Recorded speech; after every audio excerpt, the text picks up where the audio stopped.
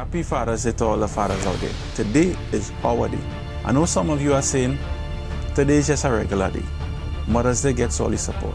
But you need to understand that God has a special place for fathers. What have I said to you? That God and the scriptures use men or fathers as warriors and their children are arrows in a quiver. So in this episode, it's all about fathers. Up next.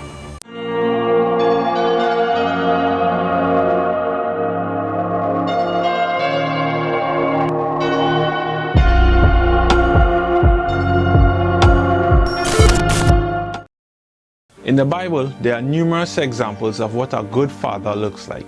In the Old Testament, the Bible describes Job as a father who prayed and interceded for his children because he didn't know where their heart was with God. The Bible describes Father Abraham as a man of action. He didn't start a prayer meeting when his nephew was kidnapped. The scripture says that he smote the kidnappers of his nephew. And smote in scripture means to hit or to deal a blow. But my personal favorite can be seen in Mark chapter 9. The Bible describes Jesus as questioning a multitude. And in the midst of that multitude, one man stood up and saw deliverance for his son. Now you need to understand, whenever the Bible mentions the word multitude, it means thousands of people.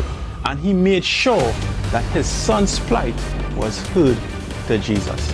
Jesus asked him a question. How long has this been happening to your son? Now you need to understand that Jesus didn't ask this question because he was unaware, but he was bringing to light the fact that his father was laboring with his son all along.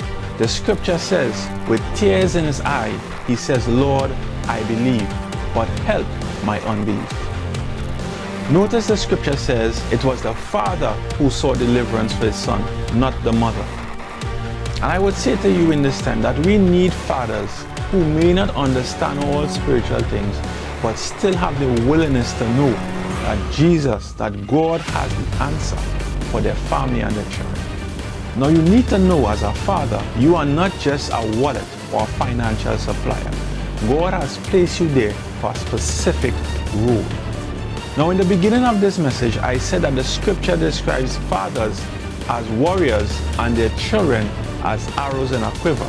Psalm 127 verse 4 says, as arrows are in the hand of a mighty man, so are children of the youth. This verse means that there are targets that you must set for your children, and there's a target in mind that they must hit.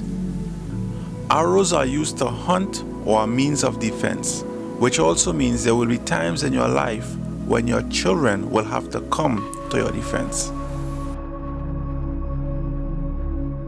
As a father, you must have vision not just for yourself, but for the generations ahead.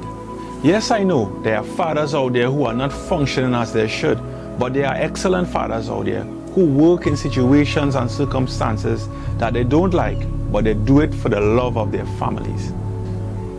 To be a father in this time and season means to be a man of prayer, a man of courage, and a man of vision. So as you begin your fatherly duties, God willing, tomorrow, begin with the end in mind. What direction would you be firing your children? So that's it for today's episode, and please remember, keep your eyes fixed upon Christ and on the men and women who serve him. God bless you.